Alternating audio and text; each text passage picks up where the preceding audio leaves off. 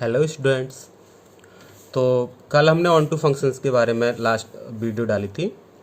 अब onto function से रिलेटेड कुछ एग्जांपल्स हैं यहाँ पर। देखिए कि कैसे हम ऑन टू फंक्शन को चेक करेंगे फंक्शन ऑन टू है या नहीं। जैसे first example f x is equal to 5x³ + 4 check करना है कि ऑन टू है कि नहीं। ये हमारा जो फंक्शन है ये R2 डिफाइन है। तो आपको कैसे चेक करना है, कोई एलिमेंट y कोडोमेन से लो, फिर हमें एक x सर्च करना होता है कि जहाँ पर हम f लगा दें और वो कहाँ मैप हो जाए, y पे मैप हो जाए। तो F x is equal to Y लगा के हम चलेंगे। एफ एक्स की वैल्यू क्या है हमारे पास, 5x³ + 4 is equal to y, F X की is equal to y - 4, X की is equal to y - 4/5, X की value y - 4/5 to the power 1/3, क्योंकि यहाँ पर क्यूब हो रहा है, इधर जाके क्यूब रूट हो जाएगा। अब यहाँ पर आप कोई सी भी वैल्यू बाई की ले लो। बाई की वैल्यू कहाँ से लेंगे, कोडोमेन से, दैट इज़ यहाँ से। कोडोमेन से कोई सी भी बाई की वैल्यू ली, आप यहाँ पर सब्स्टिट्यूट करके देखेंगे तो ईच बाई की वैल्यू के लिए हमें x मिलेगा और वो x कहाँ का होगा, डोमेन का एलिमेंट होगा। ठीक है, तो फिर आगे आपको क्या करना है, F x is equal to इस x की वैल्यू को आप यहाँ पर पुट करेंगे और चेक करेंगे कि x की वैल्यू लगाने पर हमें क्या मिल जाना चाहिए, y। आपने F x is equal to X की पर x की वैल्यू पुट की और क्या था मेरे पास, एफ एक्स ये वैल्यू थी। यहाँ पर x की वैल्यू क्या है, ये वैल्यू यहाँ पर सब्स्टिट्यूट किया और उसको सॉल्व किया तो देखो यहाँ पर y आ गया। तो यहाँ से f कैसा हो गया, ऑन टू फंक्शन हो गया। दोबारा समझो, सिंपल आप ऐसा कह सकते हैं कि अगर आपको ऑन टू चेक करना है तो simple F x is equal to Y आपको लगाना है, फिर वहाँ से x की वैल्यू निकालें इन टर्म्स ऑफ y। ठीक है, और फिर यहाँ पर y की वैल्यू आप देखेंगे, यहाँ से कोई सी भी y की वैल्यू कोडोमेन से ले सकते हैं और पुट करेंगे तो कोई y की वैल्यू ऐसी ना मिले हमको जिसके लिए कि x एग्जिस्ट न कर रहा हो। क्लियर, यहाँ तो हम y कोई सी भी ले सकते हैं, तो हर एक के लिए हमारे पास x एग्जिस्ट करेगा जो कि कहाँ का एलिमेंट होगा, डोमेन का एलिमेंट होगा। ठीक है, और फिर आपको आगे ऐसे प्रोसीड करना है। F x is equal to X की वैल्यू जो हमें दे रखी है उसको पुट करना है f में x की जगह पर और फिर सॉल्व करना है। तो यहाँ से f कैसा हो गया, ऑन टू फंक्शन हो गया। क्लियर, अब जैसे एक और एग्जांपल हम लेके चलते हैं। Let f defined from n to n such that fn is equal to n + 1 if n is odd, n - 1 if n is even। तो देखो हमें इसकी इंजेक्टिविटी और सब्जेक्टिविटी चेक करनी है। इंजेक्टिविटी का मतलब 1 चेक करना है और सब्जेक्टिविटी का मतलब ऑन टू चेक करना है। तो फर्स्ट केस को लेके चलेंगे, इफ़ n इज़ ऑड, तो 2 ऑड नंबर्स आपने ले लिए, n1 and n2 belongs to natural number. 1 जैसे चेक करते हैं वही रूलिंग लास्ट वीडियो जो हमने बताया है। 2 एलिमेंट्स हमने इस डोमेन से ले लिए और ये दोनों n1 और n2 कैसे हैं, ऑड हैं, क्योंकि ऑड के केस को डिस्कस कर रहे हैं। फिर 1 के लिए fn1 को fn2 को इक्वल लगाते हैं, तो यहाँ पर हम लगाएंगे fn1 कितना आ जाएगा, ऑड, यहाँ n1 + 1 और fn2 कितना आ जाएगा, n2 + 1। 1 से 1 cancel, n1 is equal to n2 हो गया। Therefore f is 1 when n is odd. Onto टू के लिए हमारे पास जितने भी n + 1 हैं उन सभी के लिए एक n ऐसा एग्जिस्ट करेगा डोमेन में कि वो n कहाँ मैप हो जाएगा, n + 1 पर मैप हो जाएगा। n + 1 दैट इज़, आप समझो कि n ऑड है, ऑड का मतलब 1 हो सकता है, 3 हो सकता है, 5 हो सकता है। आप यहाँ पर लगाएंगे, 1 लगाएंगे तो 2 हो जाएगा, 3 लगाएंगे तो 4 हो जाएगा, ऐसे नंबर्स आएंगे। तो यहाँ पर अगर मेरा इवन नंबर आएगा, ये इमेज है, ये अगर इवन है तो यहाँ पर n कैसा मिलेगा, मुझे ऑड मिलेगा। किस ब्रांच के लिए, फंक्शन की इस ब्रांच के लिए, इस ब्रांच को हम डिस्कस कर रहे हैं। तो for n + 1 there exist n belongs to domain which gives fn is equal to n + 1। अब सेकेंड केस को डिस्कस करेंगे, इफ़ n इज़ इवन। अब देखिए अगर n इवन है तो फिर वही हमारा जो ऊपर वाला प्रोसीजर है उसे हम यहाँ पर एज इट इज़ लगाएंगे। n1 and n2 belongs to natural number, fn1 is equal to fn2। अब फंक्शन की कौन सी ब्रांच यूज़ करेंगे, ये वाली branch, if n is even. तो सॉल्व करेंगे -1 से -1 cancel, n1 is equal to n2, therefore f is even, sorry, therefore f is 1 1 when n is even.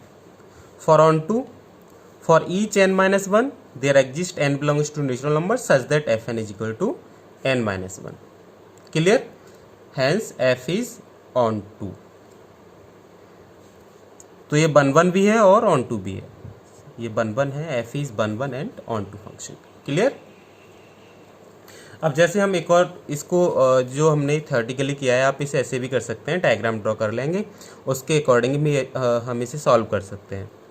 जैसे ये मेरा a है जो कि नेचुरल नंबर है डोमेन, ये b है, ये भी नेचुरल नंबर है डोमेन, यहाँ पर natural number 1 2 3 4 5 6 7 8 9 10 so on, 1 2 3, codomain भी हमारा 1 2 3 4 5 6 7 8 9 10 सो ऑन, ये नंबर्स हैं।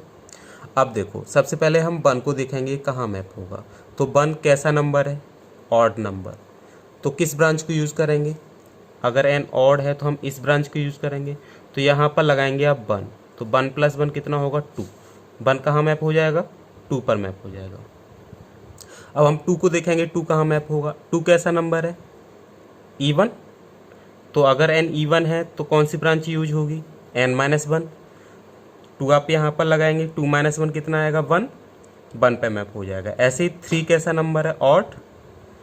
आप इस ऑड नंबर को यहाँ लगाएंगे, 3 + 1 कितना हो जाएगा? 4, जो कि कैसा हुआ? इवन हुआ। अब 4 लगाएंगे तो 4 इवन है, जब n इवन है तो हम किस ब्रांच का यूज़ करेंगे?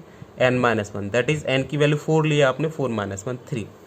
तो ऐसे करके आपकी ये इमेजेस आपको मिलती जाएंगी। तो यहाँ पर देखो, जितने भी मेरे पास इमेज हैं 1 2 3 4 5 6, जितने भी इमेजेस हैं उन सभी की सिंगल प्रीमेज हमको मिल रही है। 2 की प्रीमेज 1 है, 1 की प्रीमेज 2 है, सिंगल प्रीमेज मिल रही है सभी इमेजेस की। तो ये फंक्शन कैसा हो जाएगा? 1 1 हो जाएगा। ठीक है। अब ऑन टू कैसे चेक करते थे कि कोडोमेन में कोई भी एलिमेंट ऐसा ना हो जिसकी कि प्री इमेज हमको ना मिले। तो यहाँ पर हमारा कोई भी एलिमेंट ऐसा नहीं बचेगा जिसकी कि हमें प्री इमेज नहीं मिलेगी। आप इसे आगे ऐसे प्रोसीड करते जाएंगे। तो यही मैंने यहाँ पर लिखा है, there is no element in codomain which does not have pre image in domain. ठीक है, देयरफॉर f इज ऑन टू। तो ये फंक्शन हमारा 1 1 भी है और ऑन टू भी है। क्लियर? नेक्स्ट एग्जांपल देखो कि f जो डोमेन है, फंक्शन है कोई f जिसका डोमेन 0 to π/2 और कोडोमेन r है, such that f(x) is equal to sin x and g defined from 0 to π/2 to r, such that gx is equal to cos x। Prove that f and g are 1 1 but f plus g is not 1 1। f और g दोनों 1 1 है, f भी 1 1 है, g भी 1 1 है, लेकिन हमें ये प्रूव करना है कि f प्लस g 1 1 नहीं है। तो देखो, पहले 1 1 प्रूव करेंगे दोनों फंक्शंस को, f को भी 1 1 प्रूव करेंगे और g को भी 1 1 प्रूव करेंगे। तो पहले f के लिए वर्क करते हैं। Take x1 and x2 belongs to domain. Domain क्या है? 0 to π/2। f का डोमेन 0 to π/2 है। फिर आपको fx1 is equal to fx2 put करते हैं। तो fx1 की वैल्यू कितनी आ जाएगी? sin x1। fx2 की वैल्यू कितनी आ जाएगी? sin x2। अब 0 to π/2 में अगर ये sin x1 is equal to sin x2 है तो x1 is equal to x2 होगा। Hence f is 1 1। क्लियर? आप ऐसे भी समझ सकते हैं। देखो, x x dash y y dash, ये 1 है, यहाँ पर कहीं π/2 है और ये पाई है। तो sin x का ग्राफ जो होता है वो इस टाइप से जाता है, ऐसे। तो हमें केवल कहाँ से कहाँ तक देखना है? केवल यहाँ तक डिस्कस करना है, केवल इतना पार्ट 0 to π/2 में। ठीक है। अब आप देखेंगे ये 1 1 है कि नहीं 0 to π/2 में। तो मैंने बताया था आपको लास्ट वीडियो में कि आप एक एक्स एक्सिस के पैरेलल लाइन ड्रॉ करो। अगर वो लाइन ग्राफ को केवल एक पॉइंट पे इंटरसेक्ट करती है तो फंक्शन हमारा 1 1 होगा। आप 0 to π/2 में चेक करेंगे तो 0 to π/2 में केवल इतना पार्ट है फंक्शन का साइन एक्स का। तो यहाँ पर अगर हम एक्स एक्सिस के पैरेलल लाइन ड्रॉ करते हैं तो ये केवल एक पॉइंट पर कट कर रही है लाइन, तो ये फंक्शन हमारा कैसा होगा, डेफिनेटली 1 1 होगा। लेकिन अगर आप आगे बढ़ाएंगे, जैसे हमने 0 to π में ले लिया, तो ये 1 1 नहीं है क्योंकि 2 पॉइंट पर कट कर रहा है, ठीक है। लेकिन 0 to π/2 में ये 1 1 होगा। अब ऐसे ही जैसे साइन एक्स को हमने शो किया है 1 1, वैसे ही हम कॉस एक्स को देखेंगे, दैट इज जी फंक्शन को। तो जी फंक्शन के लिए वर्क करेंगे, again y1 and y2 belongs to 0 to π/2। फिर gy1 is equal to gy2 put करेंगे, तो gy1 cos y1 हो जाएगा, gy2 cos y2 हो जाएगा। तो यहाँ से क्या आया हमारा y1 is equal to y2, therefore g is 1 1, g भी 1 1 हो गया। अच्छा, इसको भी हम ग्राफ से डिस्कस कर सकते हैं। देखिए x x dash y y dash π/2 pi. अब देखो यहाँ पर cos x का ग्राफ ये 1 है यहाँ कहीं, तो cos x का ग्राफ हमारा जो होता है वो इस टाइप से होता है, 11th में हमने सीखा है सब कुछ। ये cos x का ग्राफ है। तो 0 to π/2 हमको चेक करना है केवल, दैट इज इस ब्रांच को चेक करना है। तो यहाँ पर भी आप एक्स एक्सिस के पैरेलल एक लाइन ड्रॉ करो। अब ये लाइन कितने पॉइंट्स पर कट कर रही है, कितने पॉइंट पे इंटरसेक्ट कर रही है इस कर्व को, केवल सिंगल पॉइंट पे। तो ये जो हमारा फंक्शन होगा g is equal to cos X, ये 0 to π/2 में 1 1 होगा। तो हमने ये तो प्रूव कर दिया कि हमारा फंक्शन f भी 1 1 है और g भी 1 1 है। अब हमें प्रूव करना है कि f प्लस जी 1 1 है या नहीं है। देखो, for f plus G X is equal to F X plus G X. तो एफ एक्स की वैल्यू कितनी है हमारे पास, साइन एक्स, जी एक्स की वैल्यू कितनी है, कॉस एक्स। इस फंक्शन को चेक करना है 0 to π/2 में कि ये फंक्शन हमारा 1 1 है या नहीं है। तो 0 to π/2 में हमें चेक करना है, मैंने x1 इज इक्वल टू 0 ले लिया और x2 इज इक्वल टू π/2 ले लिया। अच्छा, यहाँ पर ये कन्फ्यूजन आप बिल्कुल मत रखना कि x1 इज इक्वल टू 0 क्यों लिया है, x2 इज इक्वल टू π/2 क्यों लिया है, क्योंकि हम यहाँ पर क्लोज इंटरवल यूज़ कर रहे हैं, 0 to π/2 क्लोज इंटरवल यूज़ कर रहे हैं। तो हम दोनों वैल्यूज़ को ले सकते हैं, इंक्लूड कर सकते हैं, और भी वैल्यूज़ आप ले सकते हैं, ठीक है। तो सबसे पहले मैं यहाँ पर देखूँ f प्लस जी 0, तो आप यहाँ पर क्या लगाएंगे, x की जगह पर 0 लगाएंगे, साइन 0 प्लस कॉस 0, साइन 0 की वैल्यू 0, कॉस 0 की वैल्यू 1। फिर सेकंड पॉइंट लेके चलेंगे π/2, f प्लस जी π/2, साइन π/2 प्लस कॉस π/2, साइन π/2 की वैल्यू 1 होती है, कॉस π/2 की वैल्यू 0 होती है। आप देखो 0 भी 1 पे मैप हुआ है और π/2 भी 1 पे मैप हुआ है, दैट इज यहाँ पर हमने ये 0 था, ये 1 था, और फंक्शन कौन सा है, f प्लस जी। दोनों कहाँ पर मैप हो रहे हैं, 1 पर।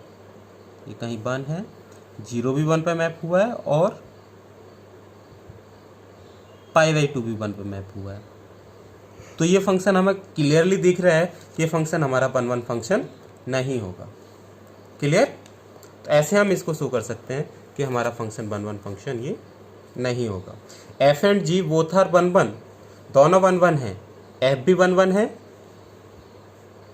और g भी 1 1 है, बट f प्लस जी हमारा 1 1 फंक्शन नहीं है, ठीक है। नेक्स्ट देखेंगे, आगे देखो क्वेश्चंस।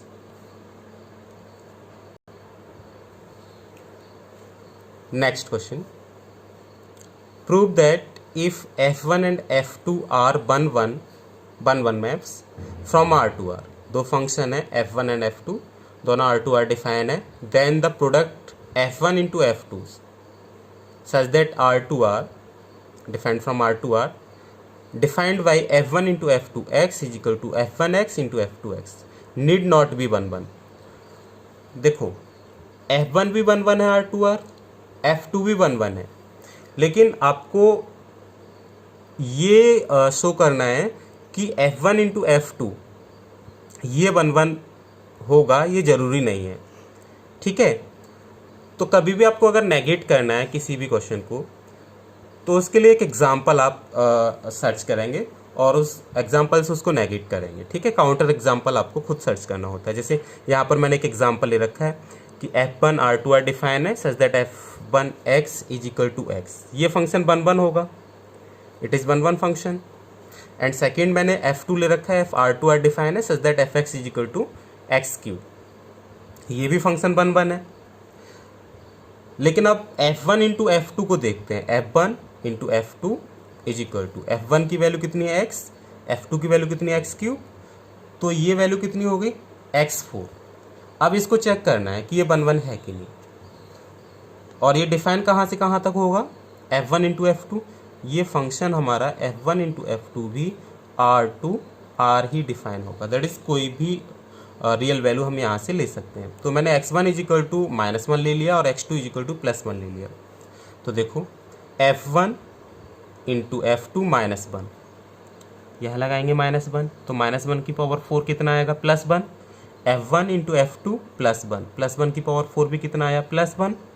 तो यहाँ पर देखो -1 भी 1 पे मैप हो रहा है और +1 भी 1 पे मैप हो रहा है, तो ये फंक्शन हमारा 1 1 नहीं होगा। ठीक है, hence F1 into F2 is not 1 1। F1 and F2 both are 1 1, but F1 into F2 need not be 1 1। Clear, कोई डाउट यहाँ तक? ऐसे हम इन क्वेश्चंस को सॉल्व करेंगे। अब यहाँ पर हम जो ऑन टू फंक्शंस हैं उनको काउंट करना सीखेंगे। Number of onto functions. देखिए, ये कोई सेट A है जिसमें m एलिमेंट है, और ये कोई सेट B है जिसमें n एलिमेंट है। ठीक है, तो number of onto functions कब एग्जिस्ट करेंगे? देखो, अगर m लेस देन n है तो number of onto functions जो होते हैं वो 0 होते हैं। Number of onto functions कितने हैं? 0। If m is greater equal n, अगर ये डोमेन में जो एलिमेंट्स हैं वो कोडोमेन के एलिमेंट्स से ज़्यादा हैं, तब ऑन टू फंक्शंस एग्जिस्ट करते हैं, और कितने होंगे उनको हम यहाँ निकालेंगे। अच्छा, सबसे पहले यहाँ पर हम एक बात सोचेंगे कि अगर A में m एलिमेंट है, B में n एलिमेंट है, तो टोटल नंबर ऑफ फंक्शंस कितने होंगे? टोटल नंबर ऑफ फंक्शंस,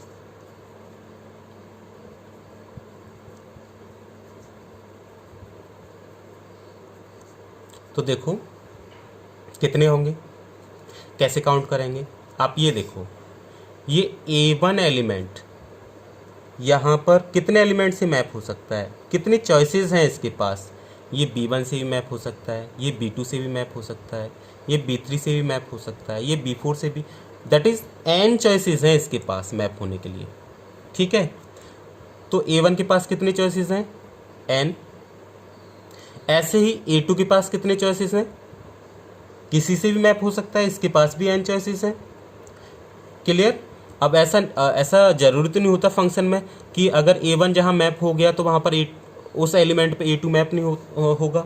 जैसे कि आप जानते हैं, पीछे मैंने बताया था कि अगर यहाँ पर आपने 1 2 3 ले लिया, यहाँ पर 4 5 6 7 कुछ भी ले लिया, तो 4 अगर 1 पे मैप हो रहा है तो 5 भी हो सकता है 1 पे मैप, 6 भी हो सकता है 1 पे मैप, उससे कोई इफेक्ट नहीं पड़ता फंक्शन में, 7 भी हो सकता है।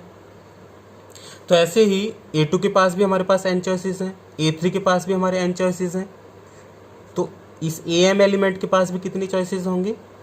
n चॉइसेस होंगे। अब ये कितने टाइम्स आया n? m टाइम्स, क्योंकि m एलिमेंट्स थे। तो number of functions, total number of functions हमारे पास कितने होंगे? n to the power n। ठीक है, अब आगे देखो कि यहाँ पर हम ऑन टू फंक्शंस को काउंट करेंगे। ये तो टोटल नंबर ऑफ फंक्शंस हो गए, तो ऑन टू फंक्शन कैसे निकालेंगे?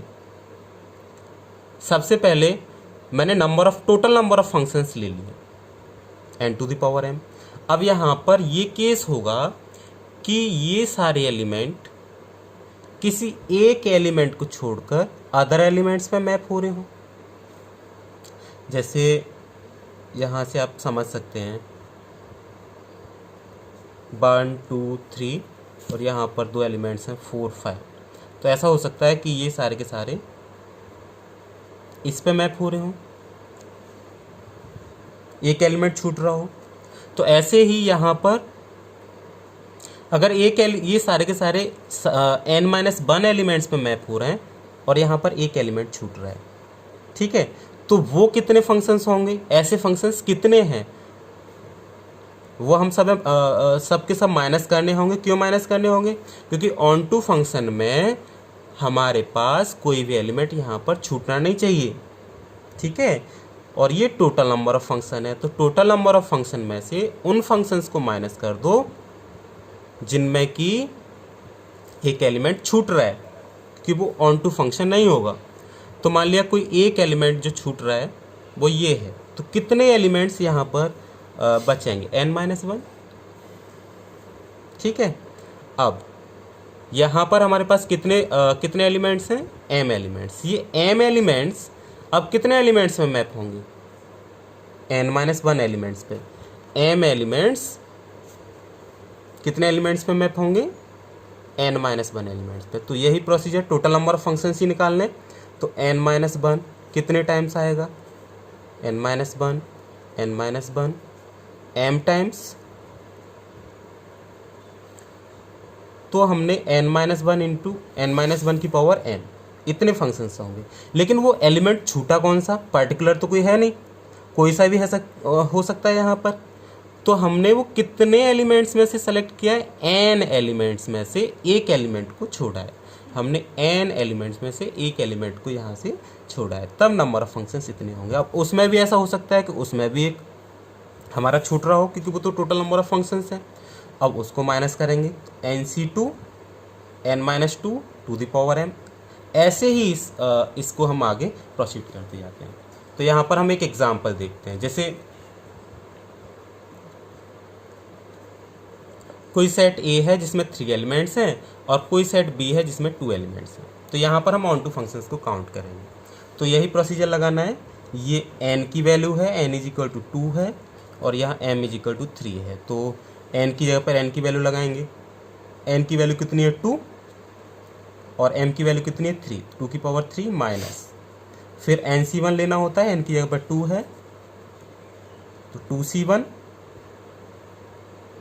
और यहाँ पर कितना आ जाएगा? 2 - 1 और इसकी पावर क्या आ जाएगी? m की वैल्यू कितनी है मेरे पास? 3। क्लियर? तो यहाँ हम सॉल्व करेंगे तो कितना आ जाएगा? 8 - 2c1 that is 8 - 2 factorial over, solve करेंगे ओवरऑल 6। तो कितने ऑन टू फंक्शंस हो गए? 6 ऑन टू फंक्शंस हो गए। आगे टॉपिक्स को नेक्स्ट वीडियो में डिस्कस करेंगे। Okay, thank you.